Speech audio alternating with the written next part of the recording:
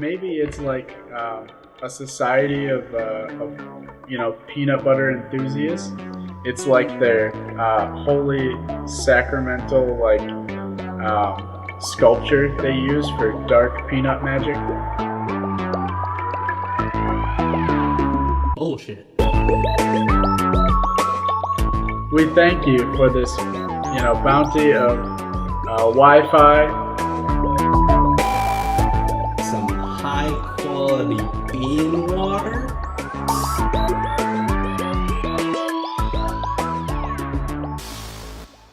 This is the Narrative Nerds podcast with Carter Petrie and Shane Ryan. All right, guys, welcome back to the Narrative Nerds podcast. I am Carter Petrie, and with me is my good buddy Shane Ryan. Shane, how you doing, bud? I am doing so well. Thank you for the gracious introduction there, Carter. Oh yeah. So today we're going to be jumping into a couple warm-up games, a little bit of some exercises, get the blood flowing, get the brain firing on all cylinders. We're going to be diving into the ad lab. We got some good new things there. It's going to be funny. We promise. We worked on those a little bit extra this week. So also, we're going to be doing...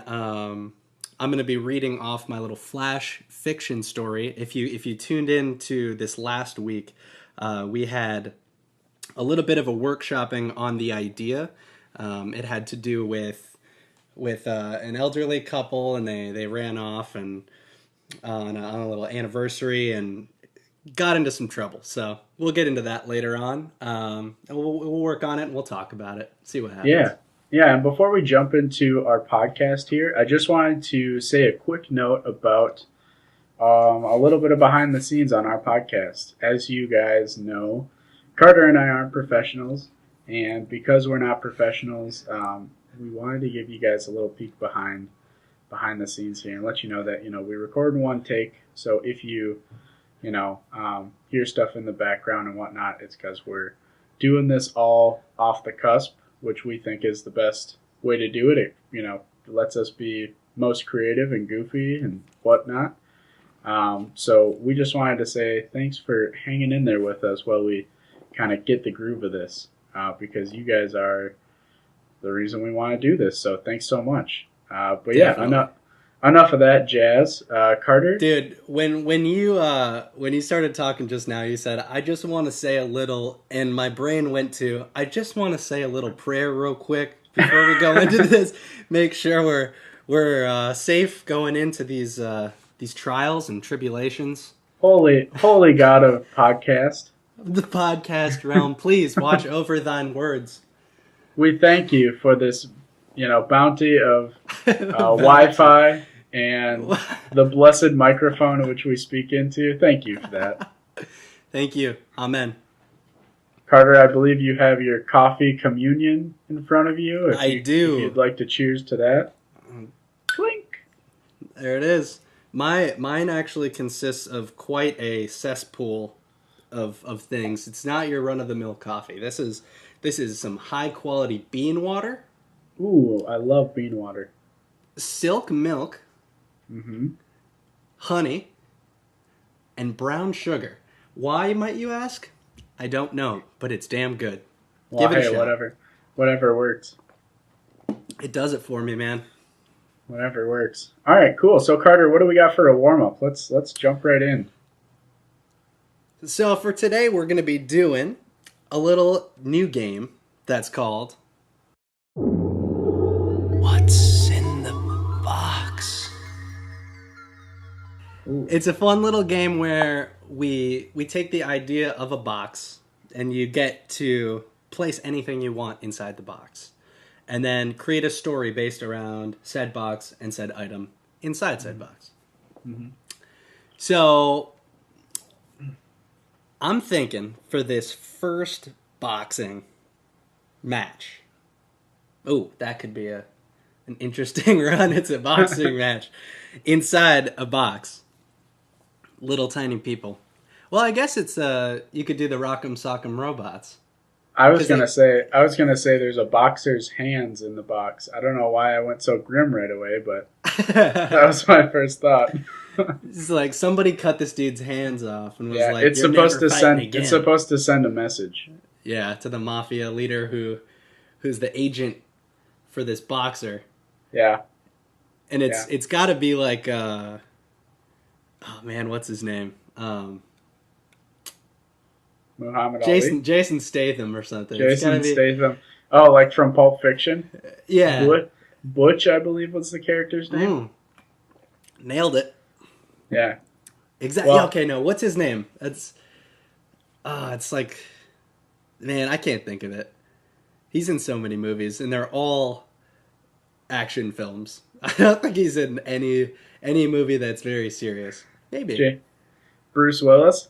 Bruce Willis. Yes, I was gonna say like Owen Willis or something. You're thinking Owen Wilson. Wilson, yeah. I was like, no, it's not that guy. There's no way. So yeah, Okay. so you got boxer gloves. Boxer's Okay, hands. I got another one for you. Yeah. A sculpture made out of peanut butter. Oh, what is the sculpture? Like, what is? The sculpture is of the Planters Peanuts guy. Ah, of course it is. Yeah. What a lad. Mm-hmm. Yeah, it's being delivered to somebody who's allergic to peanuts as a threat. Oh, it's a threat. This is what's going to happen to you. You're going to be turned into a peanut butter statue. Yeah. If you don't send us that $50,000. So going back to the whole like a boxer's hands cut off, if you were allergic to peanuts and you opened a box that had a sculpture of the peanut butter plant or the peanut planters guy, Yeah. would that be like the same shock factor? Pretty close. I mean, would say. I'm assuming you would be like, like you'd be caught breathless, mostly because your throat would be closed enough. Yeah, but also, if just a regular old run-of-the-mill Joe opened it, they probably would be a little skeptical what that goo was. They probably would be like, I don't know if that's peanut butter or if that's, like, straight feces.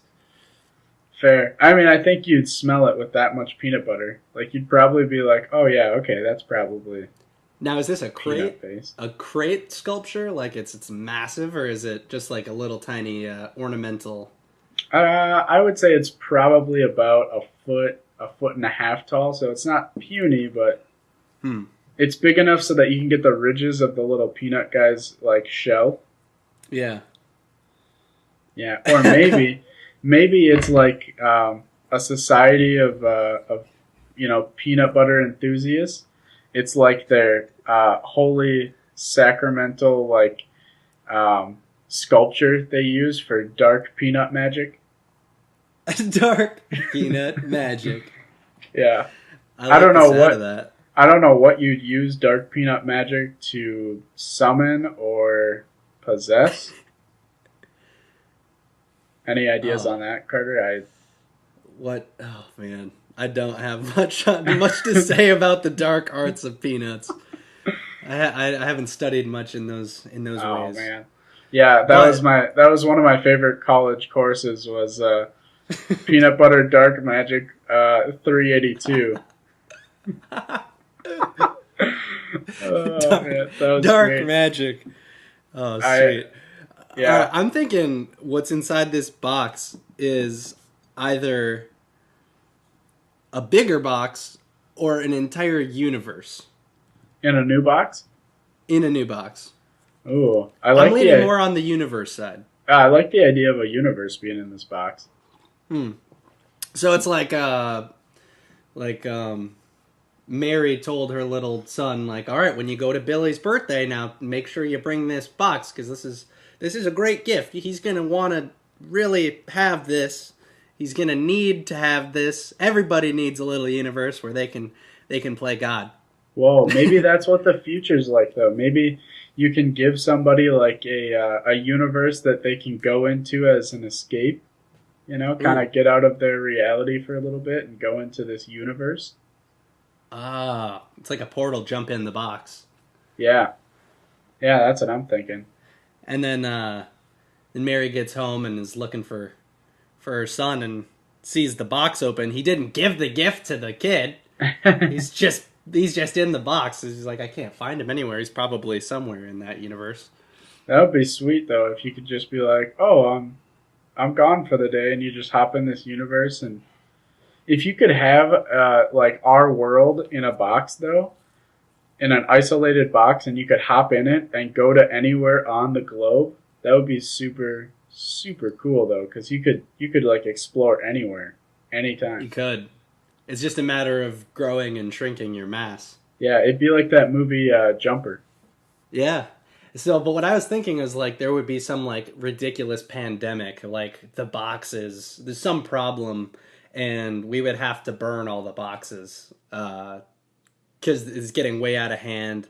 Nobody knows what to do with all the boxes. So, like, say we're in a world where we've like every household has boxes of small universes, and it's starting to like mess with our universe. So it's like we need to just. You're frozen, dog. Oh, I'm frozen. I refuse to be frozen. I will not be frozen. It seems like we're having some kind of technical difficulty. I think. Oh, I think it's getting better now. It's getting better. Apparently the podcast gods were not looking fondly upon our "What's in the Box" game, talking about universes. So, Carter, do you want to move on to the definitions game? Yeah, I like that. All right, let's do that. Cool. So I have two words here that Carter and I don't know the definitions to, and basically what we're going to do is we're going to try and guess what they mean, and then we're going to look them up and see what they mean. Definitions. So, Carter, the first word is bibliophile. That's BIBLIOPHILE. Bibliophile. So based on what I know from the two pieces, file usually pertains to like somebody who's interested in, and then with biblio at the front sounds like Bible. So I would say it's somebody that studies and like researches the innards of Bibles. Oh, that's what I would guess. I was gonna guess that it was someone who was similar to what you've said, infatuated, but not just with books, or I'm sorry, not just with the Bible, but with books in general. Yeah. Any final thoughts on that one, or do you want to know what it is? I'm too eager to know. Me too. All right, bibliophile. A person who loves or collects books, especially as examples of fine or unusual printing, binding, or the like. So it's a little bit on. So aside from the story, it's also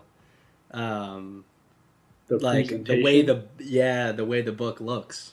It's kind of like how like a cook will plate food, and that's part of the presentation, and it goes deeper than just the taste of the food. Definitely. All right. All right. What else you got for me, Shane? All right. I just got one more for you, and then we should give the people what they want and get into the stories. So the next word for you is quixotic, and that's QUIXOTIC. Quixotic. Can I have a place of origin, please? Just Google. Kidding. I have no idea. Google. I don't know. Yeah. I'm having a tough time figuring out if it's a verb or an adjective. I know. You throw a Q and an X in the same word, and you're like, what the hell is going on? Seriously. Quixotic. I'm almost thinking it's an adjective. Like, I'm that thinking man is very I'm quixotic. thinking it's an adjective for someone who's a little bit... I'm thinking like for someone who's a little anxious, like somebody who's anxiously on the outside of, a little ostracized, a little outside of the norm, outside of society maybe. Yeah, quixotic. Any thoughts on that one? I'm getting like some vibes of like exotic, of course. So it kind of gives off that feeling of, like you're saying, ostracized, like away from the regular. Quixotic. And then I'm getting like quick. Yeah. You're quickly feeling. I guess yeah. I'm kind of in the same ballpark there. Like feeling awkward or uncomfortable in a very fast manner. That's sort of the only place I can go with this word.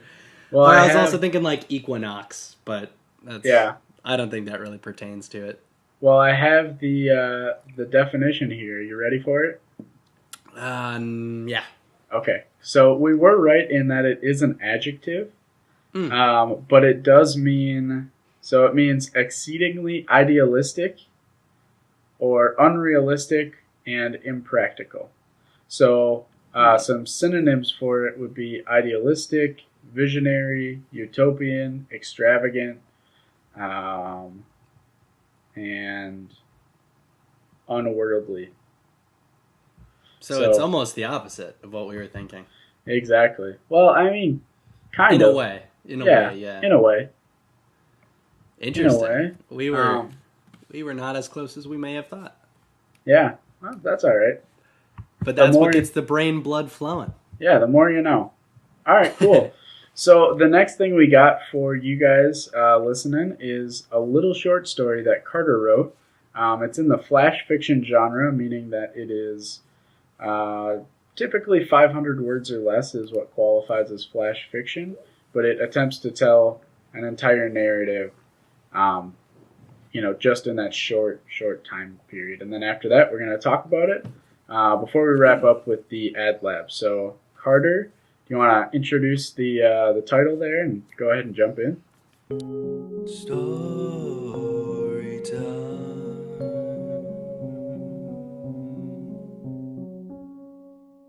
So the story is called Feathers in Maine. So yeah, let's just dive right in there. Eugene and Mildred stepped off the plane for an anniversary that would celebrate 50 years of life together. They had seen some of the worst times in history. Both of them lived outside of Berlin in the 40s and saw the tail end of World War II deflate, but that was all behind them. This trip was to commemorate a great achievement of bravery and survival. Being Jewish in Germany at the time was no easy task. Leaving the airport, Eugene had the swell idea of taking a drive along the coastline of Maine from Portland up to Bar Harbor to see the ocean shimmer from many angles. The night was coming into season, and the sun was beginning to get swallowed by the sea as they were a little over halfway, driving smoothly through Booth Bay. As they progressed leisurely and silently, taking in the autumn air, a brittle rock tumbled from the side of a stone wall harboring the highway. As it obliterated a few hundred yards in front of them on the asphalt, Eugene cranked the wheel as hard as he can and had no choice but to take the exit into the lobster-infested lagoon, turned away from the road ahead. The threat had brought them back to the days of falling bombs. This detour led them right to the ocean, which brought a scene like no other. The sun was just piercing the horizon in the west, and the moon was being regurgitated from the eastern Atlantic. What a feeling this was to be in the presence of two masses going in and out of view at the same time. 10 feet forward down the rocks, a deafening pitch and a whooshing wind arose. Mildred and Eugene crouched in quick horror. The feelings all flooded back. Danger and despair. But where were the sirens of the bombs dropping? This was no war soundtrack. This was the sheer shriek of something that had gone mad. With great wonder in her eyes, Mildred happened upon a sight she would soon relate to as the end of the world. No fear such as this had ever possessed her. Eugene was speechless and motionless as the biggest bird they had ever seen flapped its mighty wings and hovered with eyes beating down on them. "It's the great blue heron," trembled Eugene. "That is no ordinary bird, love," muttered Mildred. They watched in horror as the deranged bird dropped the remainder of its dinner down onto the rocks. Their eyes followed the bloody scraps as it splattered on the stones below. Both of their sights landed on the same sight. Yeah, both of their sights landed on the same site at the same time. Below was a fisherman, opened up neck to waist. From above them, another screech thundered down. They could see now that the bird had reddish, blackened eyes and wings sculpted mostly from dry bone and muscle. With one quick gust, it was upon them. The flustered couple clung to each other in a ball as they had done before, waiting for the imminent end. As they fell to the ground, the crazed creature landed a foot in front and towered over them with pure rage. It stooped in and opened its massive beak filled with sharp, bloody teeth. Surely all hope was lost, when suddenly, in a flash of ravenous anguish, the bird exploded into a firework show of red and white as a local beam from the lighthouse on the other side of the cliff struck the head of the bony beast.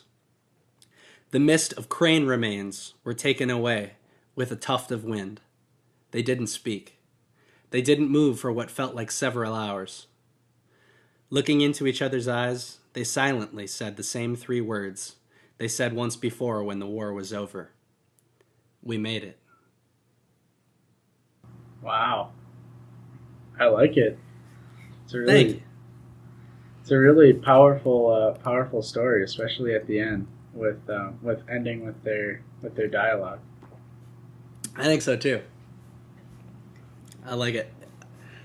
Yeah. It's there was a couple hiccups I had in there. I was tripping over my own words.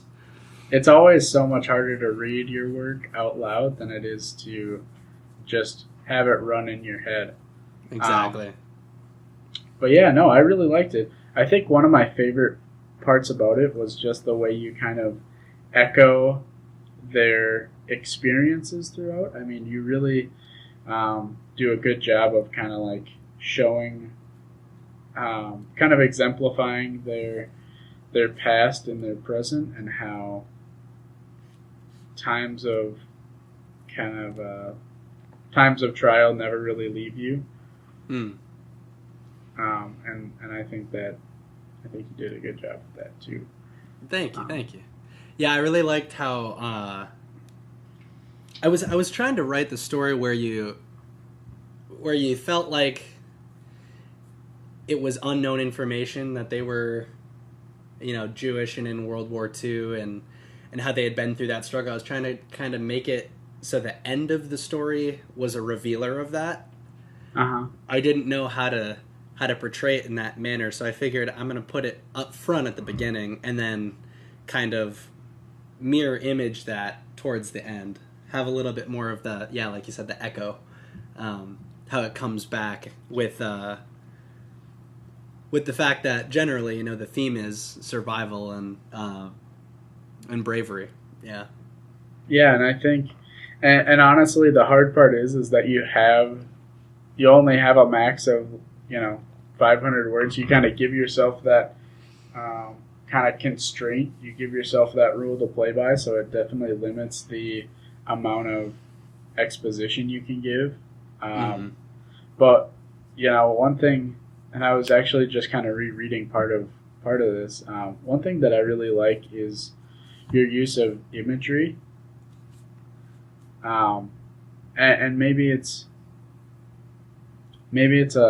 just kind of like plotted throughout, but like the way you talk about the ocean shimmering from many angles, I think that's really cool. All the way down to like the rock tumbling from the side of a stone wall. That's some really good imagery. And then another piece I was really looking at that interests me was the way you described the bird, the heron. Yeah, the great blue heron. Yeah. Let me see if I can find it here. So if you guys have never seen a photograph of a great blue heron, go to Google right now and just look at it, because this thing is just absolutely ridiculous. I have a story that I'll tell you why I actually wrote this story once Shane wraps up here. Yeah. So just the way you said. They could see now that the bird had reddish, blackened eyes and wings sculpted mostly from dry bone and muscle. I really like that imagery because to me it almost speaks back to the World War II reference, especially being that their opposition back then would be the Nazi alliance, which would be kind of like the red and black theme, like the eyes of this, beast, i.e., the vision Yeah. from the beast is red and black, and so that kind of ties in well with that. I also like the dry bone and muscle because muscle you think of as like a kind of like moist or I'm sorry if anybody hates the word moist, I just used it twice. But it gives this impression that it's a kind of like it's a contradiction of the hydration in a muscle versus the dryness of a bone. And it kind of separates those things even though they go hand in hand. Yeah, and they're both dry. Right. Yeah, and also in this portion of it, yeah. Yeah, and also I mean like it almost kind of echoes the relationship between the Jewish people that were afflicted by the cruelties of World War II, as well as the people that were a part of the Nazi alliance. I mean, the Nazi people were the muscle; they had all the agency at that time, and the people in camps and that were taken from their homes were starved and they were wrung dry. Yeah, and they were nothing but bones. Yeah, exactly. So I think that's really interesting too. Yeah, I like that. Yeah, I did have a little bit of. I was trying to paint some picture of the colors with being kind of relating to the Nazi theme, I guess, a little bit, but in its own way. So it's like it's the Nazi 2.0, like it's another version that's just as bad. So like when it explodes with red and white, that was kind of where I was going with that. But yeah, what you were saying about the imagery, I was kind of just trying to paint this kind of like evil, crazed bird that has no business being in that area, Yeah, and I mean, I also, let's talk about some more like specific kind of things throughout here. So, Carter, let's talk about. Can I share a story quick? Oh yeah, I'm sorry. Go ahead. The reason for me writing this story, it doesn't pertain to Maine. It was in Connecticut. I was sitting out on the porch and just having a nice cup of coffee. I just got out there and loaded my pipe up full with my nice chocolate tobacco and was having a go at it. And I was talking to a friend who had just walked out. And then all of a sudden, I saw what I believed to be kind of like a car coming up, but it was flying. And I was like, what on earth? And I looked to my left, and it was the biggest creature I have ever seen in my life. I mean, of course, opposed to like a hippo or an elephant or something, but like the biggest flying creature. Its wings were probably at least like 12 feet wide. It's full wingspan. And the second I caught glimpse of it, it did one pump with its wings and two pumps. And over the course of that much time, it had traveled like 3 blocks. It was moving at probably like 20 or 30 miles an hour. And wow. I could not find any information about what this creature could have been because it was like the size of a car but flying. And not as long, just wingspan wise. It was just this monster, and it had this big crane of a neck, and it was just like really, really dark blue, black. And I popped out, and I was panicking, like I was having a panic attack. Like it looked like some prehistoric monster. And it was by far the coolest thing I'd ever seen. But that's kind of a little bit of the. Because I remember being terrified of that creature, and then so I decided I'm going to put it in here, but kind of amplify, the fear level, I guess. Another thing about New England, all the states out on the East Coast, is that, when they were first colonizing out here, they cut through cliff to make, roads and make train tracks and everything. And anywhere out here on the East Coast, there's a lot of these stone walls that they just cut straight through a cliff, and you drive right through two parts of the cliff. And there's signs everywhere that says, beware of falling stones. So that's another part that goes in with that. A little, did you know? Yeah. Sorry, I'm trying to get I've never seen a great blue herring, so I'm really interested in how big these guys are. Oh, they're huge, man. Seriously, listeners, go look it up. Terrifyingly cool creatures. Yeah, and they're pretty prominent. They're a rare bird, but they're known to be out here on the East Coast. Yeah, honestly, I'm totally cool with looking at them online. I don't know how I'd feel about seeing them in person. That seems like a little too much for me. Like at the zoo, also is one thing, but yeah. Flying down the street, that's the other thing, is that this bird was not just cruising in the sky. It was flying in between the houses, like 5 feet over the top of where a car would be. Just God. Yeah, like it was a car. It was flying through the street. It was lost. It had no idea where it was. But yeah, it was terrifying. That's insane. I would be absolutely terrified of that. And nobody else saw it. My friend that was out there looked and caught the tail end of it and was like, "What was that?" And I was like, "I don't know, man. I don't know. Is it coming back? Is it gonna come back? I'm going inside." It's kind of like a pterodactyl. Like the feeling you'd get if you saw a pterodactyl is kind of the same feeling I had at that moment. Mm-hmm. This has no business being here. Yeah. I mean, I guess it makes sense, though, because aren't birds one of the, prehistoric type of, I may be butchering this, but it's like species or something like that? Yeah, I would say so. Makes sense. I mean, they've been around the block. Yeah. Yeah, I don't think, because I'm right there with you, I would be terrified as well. I think what did it for me being terrified of birds, sorry, I'm going to break off into another quick story here. Tangent! A classic Carter Shane tangent. So that's what we do, folks. The reason why I'm a little, not, I like birds from a distance, but maybe not up close. When Brooke and I started dating, I went over to her place, to her folks' place, and they have a bird named Chomper. Which already is very welcoming. Right, yeah. I mean, it's like if you name your dog Killer, Yeah. So he's a good boy. So yeah, and they let Chomper fly all over the house and kind of have free reign and stuff. So, that's all well and good. However,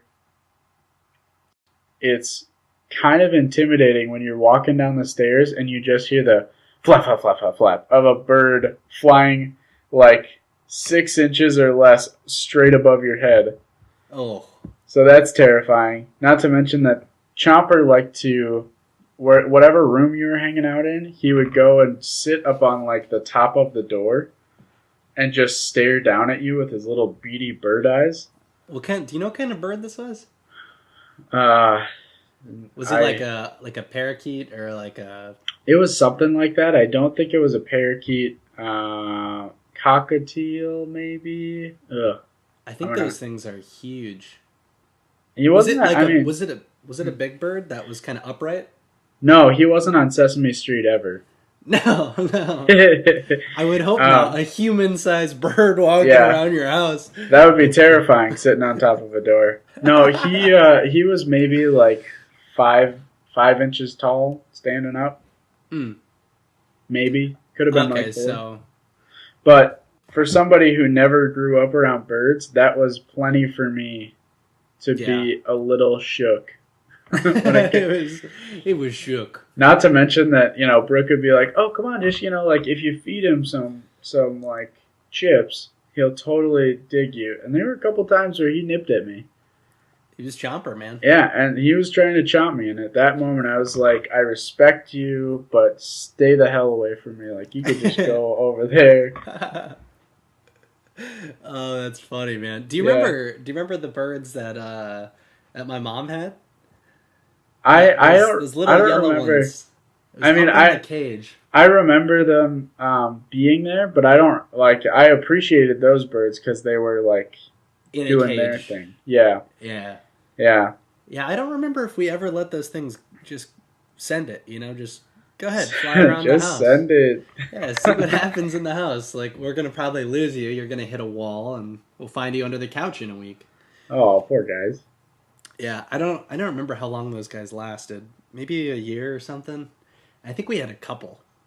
I remember we went up to our cabin one time, and I think we came back, and little cheaper was done. I don't even remember what these birds' names were, but yeah, I think those were really the only bird experiences I've had in my life. I mean, other than I used to do some martial arts at this little kickboxing dojo, and they had this it was like a 70-year-old bird. I think his name was Aki. He was such a sweet bird, but if you messed with him, he would snap you. He would bite you, but he also would climb out onto your hand and come up onto your shoulder and do his head movements and everything, look around, flare his head up. I think he was a cockatoo. Weird. He was all white with like a yellow neck that he would flare out, like his whole head mohawk business. From a distance. Yeah, from a distance. He was in a cage too. Carter, you and I are kind of, I mean, I think I have a little more disdain for birds than you might, but how do you think, and I'm going to tie it back into your narrative here, how do you think somebody that enjoys birds might view your story? They might lose some hope. Yeah, if you have deranged herons, you're probably not going to be so excited about birds. But of course, ladies and gentlemen, fiction. Yeah, it's not real. This is not real. Don't think it's real. But maybe there is a Eugene and a Mildred out there that were, attacked around. by a regular blue heron. Sure, yeah, or were around during the World War II times. Oh yeah. I don't really know where they like to frolic. I don't know if frolic's a good word for a bird. Flutter, maybe? Flutter, I could see that. Yeah, they could be over in Europe and Russia. I don't know. I have no idea. But yeah, I don't know if this paints the best picture for birds. But my experience being out here on the East Coast, I have lost faith in birds. They've spooked me out left and right. There was a different time I was sitting on the porch and a bird came barreling. So like on this porch, there's pillars. It's an old 1910 house, I think, something like in 1906. So the porch has like stone pillars. So this bird comes barreling through the pillars and lands right on the table, like the little drink table that's bordering my chair. It's like right. So the bird lands like a foot away from me, with these beady eyes just staring right into my soul. Like comes just cooking, flies through the pillar, lands a foot away from me, and is just staring me down. 10 seconds, me and this bird had a stare off. Like, what are you gonna do? What are you gonna do? What are you looking at? Yeah, I was here. You just landed here. What's on your agenda? And then it just took off. Actually, this was just a weird thing. Like, it was one day I had 3 bird experiences, so it could be something extra. So that was the second situation of the day. The first situation was I was laying in my bed and got woken up to a bird pecking on my window and staring at me. Knock, knock, knock, staring at me. Weird. And then I like lifted up and, the bird flew off. And then the porch situation. This bird came and landed right next to me and stared me down. And then the third one. This is all in one day.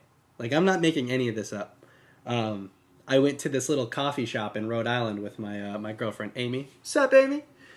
And we were sitting there having a coffee, and a bird comes flying up and lands on the backrest. Like a wild bird comes and lands on the backrest of my chair and is just like staring at me again. So 3 birds getting way too close for comfort and staring. I think that's the thing too, you know, like it's not like you don't like birds, period. It's a when they get close to you, that's when it's intimidating as hell. Yeah, you're like, I know you, like I could kill you very easily, but you've got that little beak, one poke in my eyeball, and I'm done. Yeah. From seeing out of that eye, of course. Yeah, I mean, you'd have to get a sweet eye patch. With a canary on embroidered on, like a bird did this. You'd be like Batman. You'd like embrace your fears. Fear no bird. I shall walk through the valley of birds and fear no birds. So just thinking, birds are crazy. Thinking more about birds and the story. One other thought I had, and I kind of thought this when we were talking about colors being involved, because I'm a really visual reader. I like when things have a lot of imagery kind of inlaid within the narrative. Sure. One thing that I liked was the way you described when the flash of light from the lighthouse hit the bird's head. Yeah. You say, in a flash of ravenous anguish, the bird exploded into a fireworks show of red and white as a local beam from the lighthouse on the other side of the cliff struck the head of the bony beast. And the reason I think I like this so much, I actually have a few reasons why I like this particular sentence. First off, the fact that you use the word firework, I think, is really interesting because, one, it kind of gives the tonality of celebration or like a kind of like event. Yeah. But also it emulates like a bomb, but it juxtaposes what your thoughts of a bomb might be because it's not the negative like bombings, it's a celebratory bomb, you know? Yeah, totally. Which kind of ties back into their like bravery, to their bravery paying off and their patience paying off because, you know, during World War II they would have had to wait and they would have been defenseless and hung out to dry and they would have just had to be patient and brave. And in this situation, I think they did just that. Exactly. Apart from that, I also like the colors red and white from the explosion of this bird. One, because I mean, you know, obviously it provides like those colors which are easy to see in your mind. You get the red presumably from like the innards of the bird, and the white from the light of the lighthouse. A lot of rhyming words in there. That's tough for me. I mumble way too much, so. But no, I really like that because the red signifies for me like, you know, that like blood or wounds or maybe like a time of trial or anger. And white signifies purity and hope and some sort of like serenity. And I think it's an interesting way that, you know, the end of this bird, one, signifies like this burst of pain and serenity all in one. Much like at the end of World War II, Mildred and Eugene might have felt this same kind of feeling because, of course, they felt the pain of knowing that they had lost many of their loved ones. They had, you know, kind of suffered a lot over the over the period in which they were kind of oppressed by the Nazis. And then also the serenity, that white burst, the purity of, freedom to an extent, and kind of the end of the dark era, the white light that ushers in that heavenly, surreal feeling of not being oppressed anymore. Definitely. It's ushering in a new dawn. Yeah, well put, man. Thanks. Yeah, and honestly, I couldn't have put it like that had you not written it like that. So really well written. Yeah, thank you. Something that I really liked personally was that I was trying to make sound just a little bit more magical, like that kind of like that highlight happy moment. Yeah. That high note was the sun was just piercing the horizon in the west, and the moon was being regurgitated from the eastern Atlantic. What a feeling this was to be in the presence of two masses going in and out of view at the same time. I originally had it worded as what a feeling this was to be in the presence of two masses going in and out of equinox. Like being in line with all the masses. So I was trying to really like paint like how magical of a moment that was, and like how the detour brought them to this significant, sight to see. Like on the left we have, they're standing right at the ocean. It's right in front of them. To the left in the east is the moon popping up just as the sun's going down. So it's like the scales were... Yeah, it's almost like a balancing act, like an equinox. Exactly. Yeah. So equinox was the word I used, but I went, maybe that's something I don't want to use. So for some reason I took it out of that wording and just made it a little bit simpler, I guess, because I feel like to some readers that might have been like, what does that mean? Yeah, well, and I think the way you use like regurgitate in that sense, and the sun like piercing the horizon, it's just the way that you use those words are really interesting too. And they paint that picture. Yeah. Make you feel like you're there in that moment, standing on a cliff in front of the ocean, seeing the sun and the moon changing. Yeah, and I mean, it's a really good use of personification. You're allowing those inanimate, natural objects to do things that people may not think they would do right away. People might just be like, oh yeah, the sun's setting and the moon is rising and now it's nighttime. Boom, done. But you give it life by saying that, essentially like, because the earth is rotating, the sun is being thrown back up. It's being regurgitated into the sky, and it's, it gives that moon agency to take the sky. And because the sun is piercing, and, interesting thought, maybe a little bit of a reach here, but let me know what you think, Carter.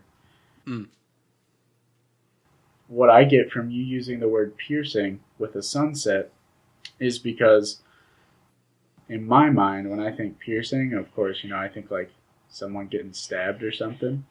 Yeah. And when I think of sunset, I think of these bright colors, kind of like bleeding into the sky almost.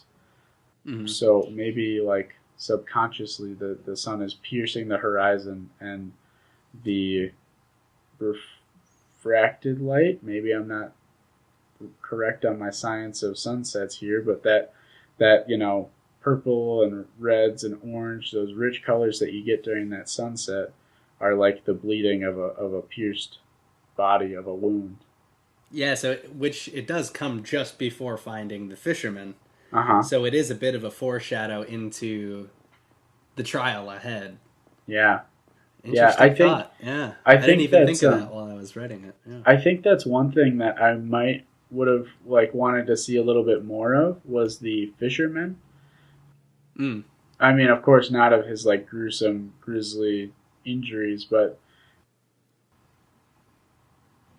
like it would have been, if he would have like came back, it was like help, or even like if the story opened up with like a fisherman coming into port, and like he notices that as the lighthouse spins around, there's an eclipse of a silhouette of this great winged beast, and then it jumps into like where Eugene and Mildred are at, almost like some foreshadowing.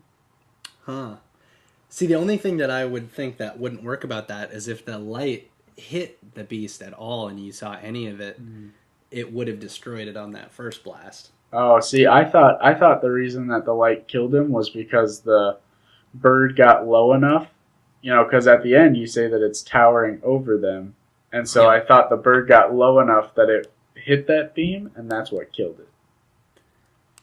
Yeah, I mean, technically, yeah, it was flying up in the air, and then it swoops in, and it's like right at their feet. I think it says a foot in front and towered over with pure rage. Uh-huh. So yeah, I mean, when he's down on the rocks, because this is like a cliff, down on the rocks, he's out of sight of the lighthouse. So yeah, that would mean that the lighthouse was swinging its beam in proximity of where they were standing. Sure.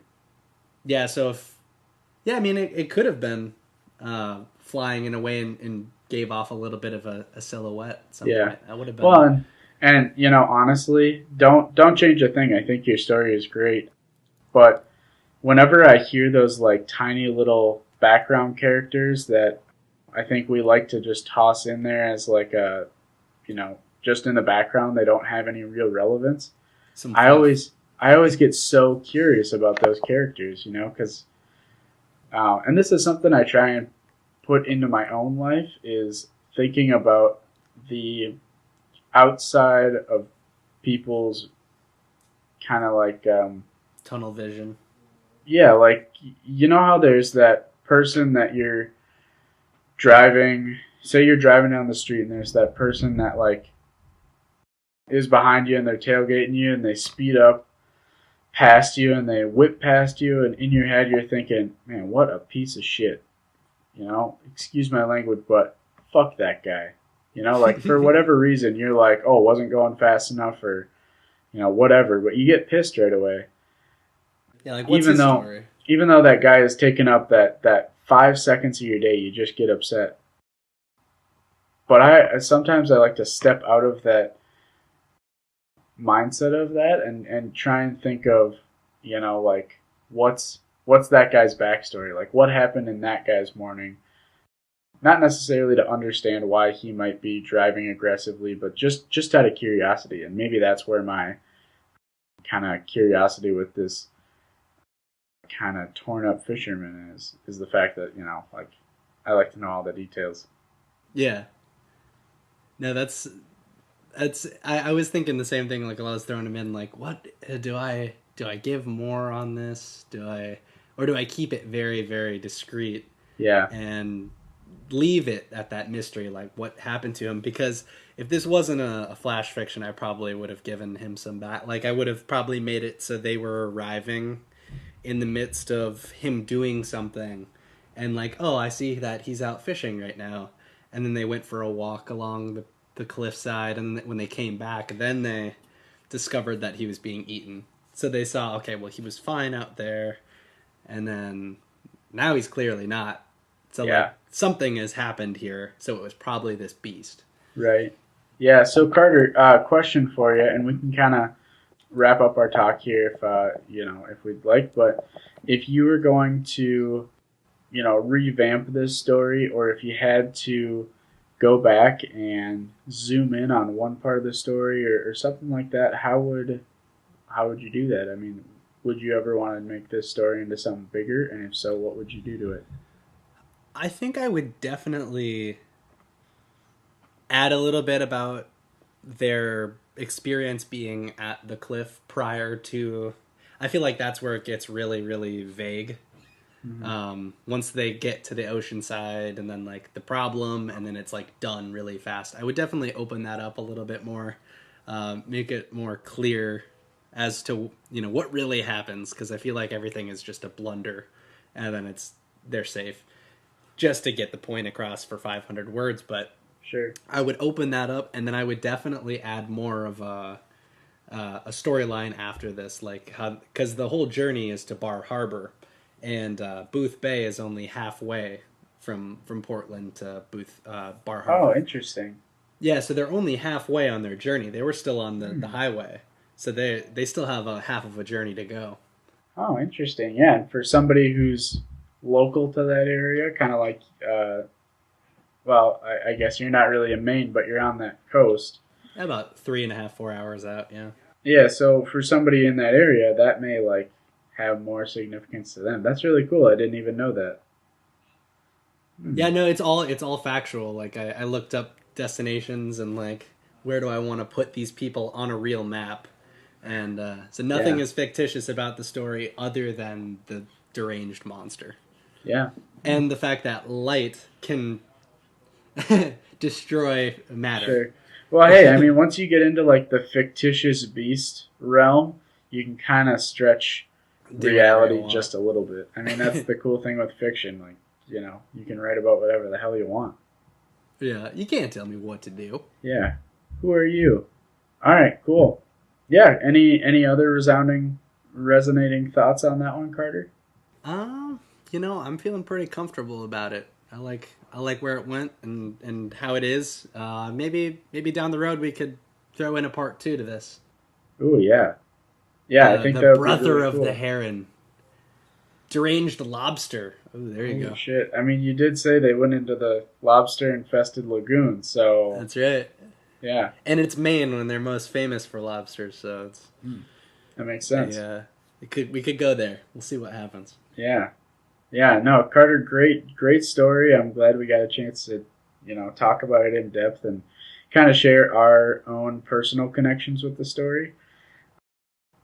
And, so part of me when we started talking about like our background with birds, I was like, well, let's try and tie it back into the story. But now that I'm thinking about it, I think that that's almost some of the more valuable points that we talked about were like how we feel about birds, because I think it's totally natural for us as people in society where it is so reflective to read a story and think, oh man, how does that apply to my life? How often have you watched a horror movie where where like they see a figure move outside of the black window during, a full moon at nighttime, and then that night you're sitting in your living room and you look out at the black window and you swear you see something move, or you think about how that could happen. Yeah, connecting on an experiential level. Exactly, yeah, and I think that's something important that we do as people is we think about things and apply them to ourselves, and that's how we relate. Yeah, like to be empathetic, put ourselves in other shoes, and then feel what they're feeling and go, wow, that must Yeah. be crazy going Yeah. through what you did. Perfect word for it. Empathetic. Yeah, absolutely. Absolutely. Well, thank you so much for sharing your story, Carter. Yeah, thanks for asking me to do it. Yeah. Yeah, no problem. No Yeah. problem. Yeah, so we'll definitely do more of these. That's probably something we'll focus on for a little bit. I'm sure for some episodes coming up. We'll kind of bounce between both of our stories and poetry and short Yeah. one-sentence stories or pretty much anything that we're feeling like sharing. Yeah, absolutely. So next time, as far as our narratives go, I'll be sharing my short story on the prompt that we came up with in episode 1, just to refresh you guys in case this is the first one of our podcasts you're hearing. The story is flash fiction, so between 100 and 500 words, and centered around a married couple who are celebrating something. And we also said that it would be somewhere coastal. Yeah. So that's what I'll be writing about for next week, and next week we'll be talking about my story and looking at that. So definitely come back for that. But yeah, so in the meantime, we're going to start wrapping up here. But before we do, we're going to make a quick trip over to the advertisement laboratory, or as we call it, the Ad Lab. Advertisements. So here are some new sponsorships that we have for you guys. The first is the TuckUbot. So the TuckUbot is essentially a little robot. So Talk you about.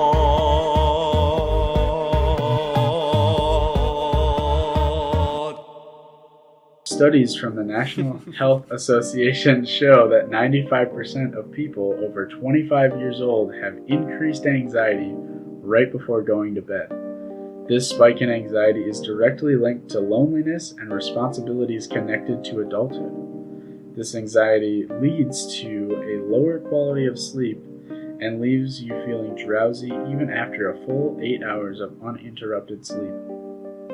Do you struggle with late night anxiety? Are you ready to feel more relaxed and loved before falling asleep? Well, look no further than the TuckYouBot. The TuckYouBot is a lifelike robot that provides a service like no other. After you get into bed, the TuckYouBot will tuck your covers in and give you a gentle bedtime kiss on the forehead to send you softly into sleep. TuckYouBot's patented parental technology allows you to sleep soundly so you can wake up and be the best version of yourself you can be.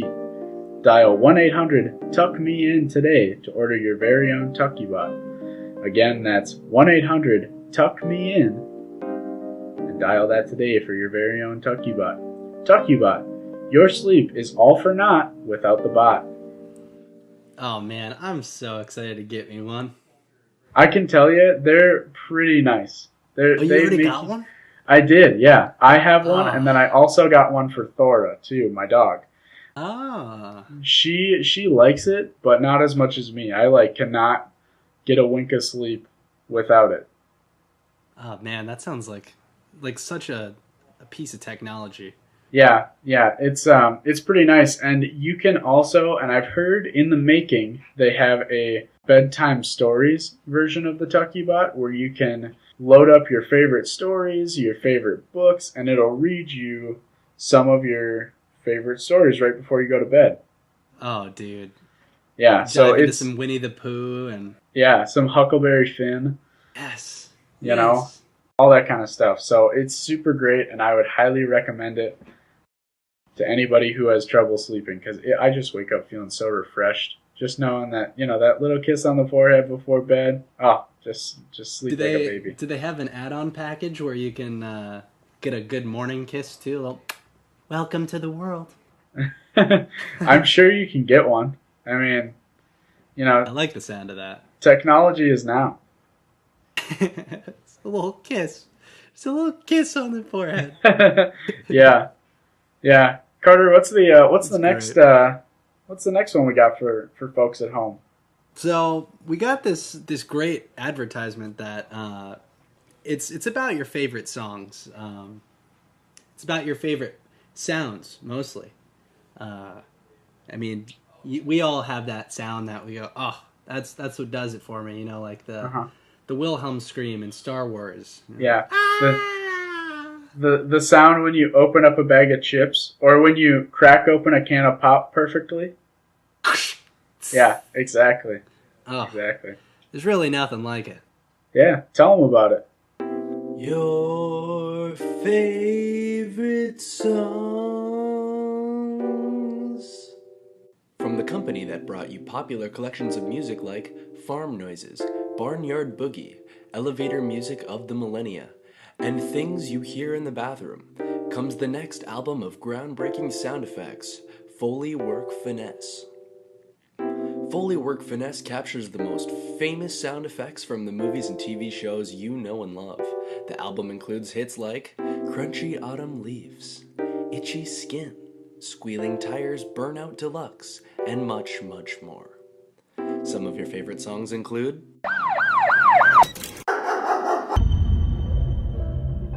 And Who Could Forget? And others such as oh,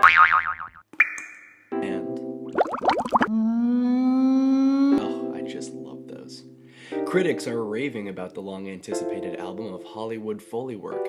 It has been called the Album of the Year by Fresh Foley magazine, and Sound Effects Weekly calls it an electrifying home experience. You can own the famous sounds from the movie you love today for the low price of just $34.99.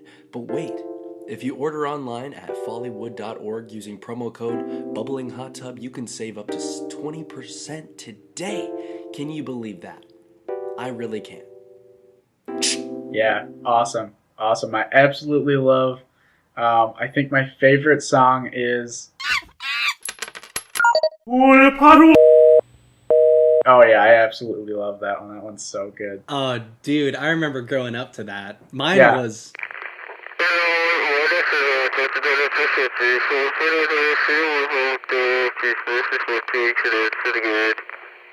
Oh yeah, that one's a classic too. I absolutely love that. Yeah, Isn't it, man? It's that's just great. so good. Yeah, I think I might just turn that on once this podcast is done.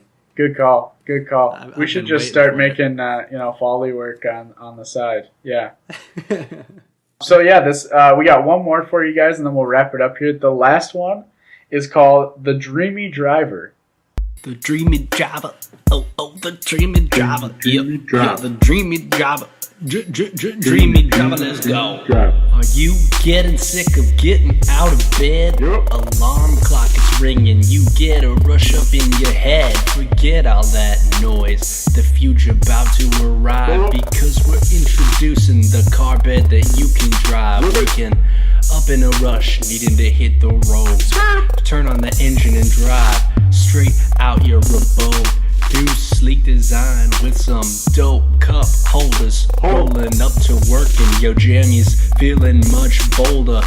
Man, look at Jeff, that dude looks so relaxed with the car bed. That dude be sleeping up to the max. Don't be jealous though, the life looks fine. The car bed can be yours for just $999.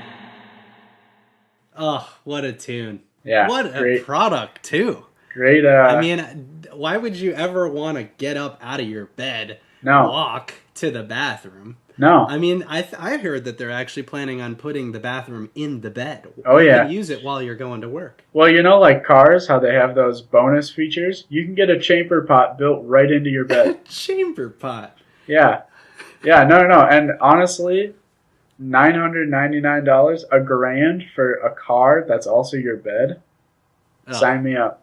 sign me up too. Sign us up. They didn't I'll take a California King dually. So unfortunately, since the price is so low, they couldn't give us a promo code for you listeners out there. But trust me, you're gonna want to get on this one. So head out to dreamydriver.com and check out their models. They have them in all size, twin up through king. They're working on a California King edition, but it's just a gas guzzler, so stay tuned for that. Yeah. And You know what I think we need to do, Shane? I think we What's need that? to get Dreamy Driver and the Tuckybot. We need to call both those companies, and we need to Ooh. schedule a meeting, and we need to see if we can really get a Tuckybot Dreamy Driver Whoa. collab. Carter, going on, 'cause you and I could pioneer this new technology. Oh my goodness. All right, well, we're not going to have a podcast for next week because we're just going to be doing this. we've forming got this other new- aspirations now. Forming this new alliance. Yeah, exactly. We've got work to do, people. Exactly, yeah. That's Yeah, great, well, man. anyways, thank you all so much for listening at home. Again, we greatly appreciate all of your support. For next week, we're going to have some more flash fiction for you. Like I said before, I'm going to be reading my story. We're going to talk a little bit about that. And apart from that, you guys can also check out our other couple episodes we have out on our YouTube channel and our Facebook page. Just search for the Narrative Nerds podcast, and you'll be able to find that real quick. We have our introduction hot dish out there, which Carter and I talk about our past and our childhood, and we share some really goofy stories about that and growing up and where we're at now. And then we also have our previous episode on there, episode 1, where we talk about a couple one-sentence stories that I wrote, as well as do some fun, goofy warm-up activities. So And other great ads as well. And other great ads. Yeah, we have And all your favorite ads. Yeah, we have the Millennial Microphone on there. The Caffeine Cadet. Yep, the Caffeine Cadet and the Suit Stand-In. So you'll have to check that out. They're all great. But yeah, as for this week, we greatly appreciate you guys tuning in, and we can't wait to talk to you again next week. I'm Shane Ryan signing off. Thanks, everybody. And I'm Carter Petrie. Thanks, and have a marvelous week. Nerds out.